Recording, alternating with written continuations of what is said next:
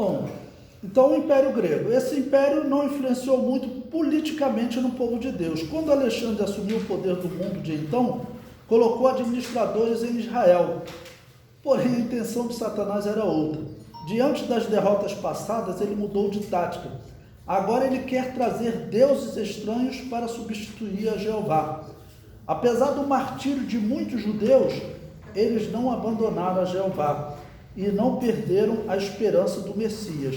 Então, o propósito era o que eles chamavam de helenismo, né? Como vai acontecer até nos dias atuais. Era influenciar a religião judaica, tá bom? E a religião judaica seria substituída pela religião grega, a religião dos muitos deuses, tá bom? Entre o principal que eles adoravam, que era Zeus.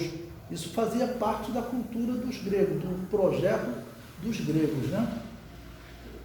Depois veio o Império Romano, página 15. Esse império foi a arma final para impedir o nascimento do Senhor Jesus. Porém, isso não adiantou. Entre as muitas armas de Satanás, a arma da força e da opressão foi a que mais sofreu derrota. Os romanos dominaram Israel em 63 a.C. Quando Jesus nasceu, eles dominavam o mundo. Porém, veremos mais adiante que Deus os usou para facilitar o ministério do seu filho, enquanto Satanás queria atrapalhar, semelhante ao que aconteceu com José.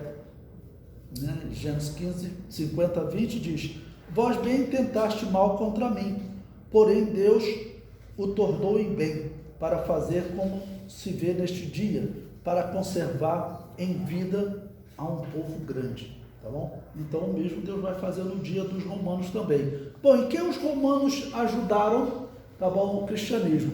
Porque no período dos romanos, os romanos, irmãos, eram um povo assim, tão diferente dos outros povos, que os povos tinham até medo de se rebelar. Os judeus se rebelavam porque eles acreditavam o seguinte: não, Deus vai enviar um anjo, como foi nos dias de Ezequias, Deus vai fazer alguma coisa. Só que Deus não fazia, porque eles estavam vivendo de maneira errada, tá bom? Mas os outros povos, a diferença do soldado romano para os outros soldados era muito grande. Eles eram soldados profissionais.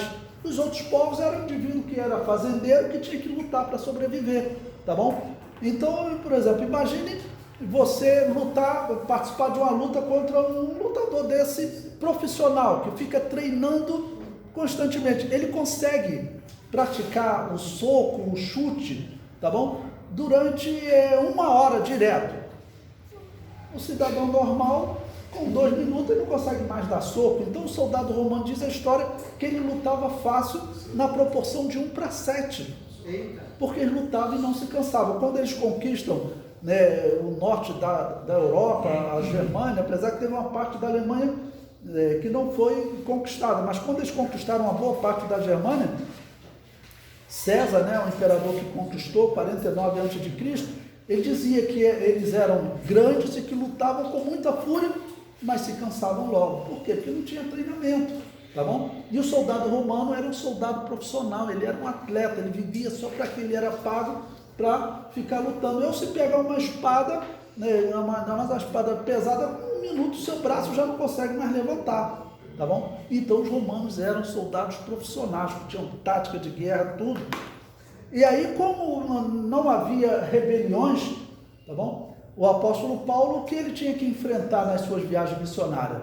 Eram os ladrões, eram as doenças, tá bom? Mas assim, as rebeliões no Império Romano praticamente não existiam. Isso é a facilidade no ministério de Cristo. No ministério de Cristo, no cristianismo, né? No cristianismo, tá bom? Ok?